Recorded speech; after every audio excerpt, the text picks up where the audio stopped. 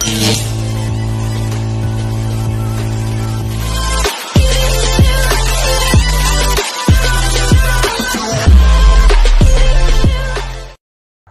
morning mga tropa, welcome back to my channel. So for today's video, sasagutin lang natin ulit yung katanungan ng isa nating kababayan na ang tanong niya, kung meron ka daw bang HEPA B, ay pwede ka pang makapagtrabaho dito sa Canada.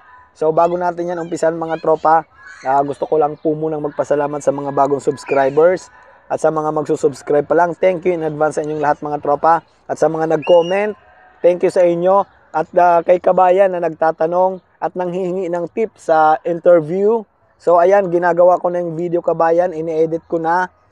Once na natapos ko yun, i-upload ko na. So medyo natagalan kasi ilalagay ko yung mga interview questions kung saan ako bumagsak and yung mga interview questions kung saan ako pumasa. So para mas detalyado at magkaroon ka ng mas maraming idea. So ayan ang isusunod kong upload.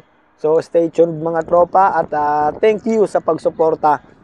So ayun, kay kabayan na nagtatanong kung kapag daw meron kang HEPA B ay pwede ka pang makapagtrabaho dito sa Canada. So yes kabayan, pwede ka pa pong makapagtrabaho dito sa Canada kahit na may HEPA B ka. Kasi once naman na na-detect yan sa medical mo, bibigyan ka naman ng gamot ng doktor.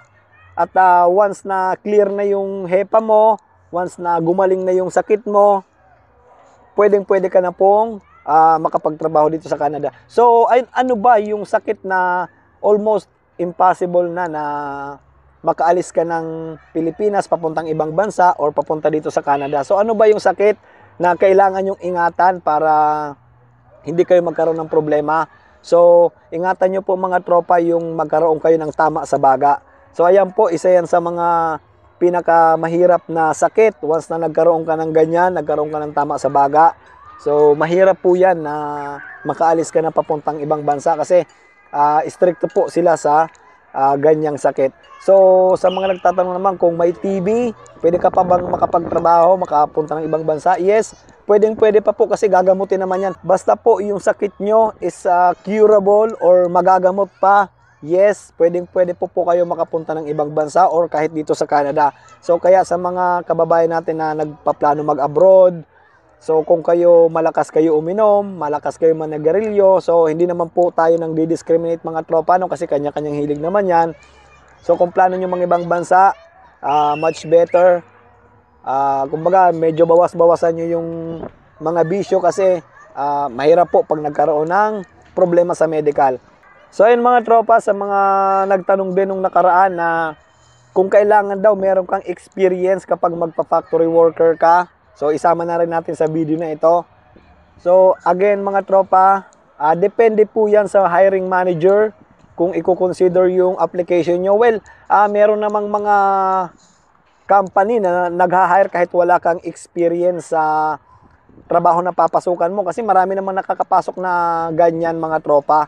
So ako yung kakilala ko dito sa Canada, babae siya and hindi naman siya IT dyan sa atin sa Pilipinas. Actually, ang tinapos niya, business administration. So, ang trabaho niya dito sa Canada is IT. So, hindi naman yan based sa experience. So, again, depende yan sa hiring manager na mag-i-interview sa inyo kung i-consider yung application nyo. Kapag tinanong kayo kung willing ba kayong matuto, basta sabihin nyo lang, oo, willing kayong matuto.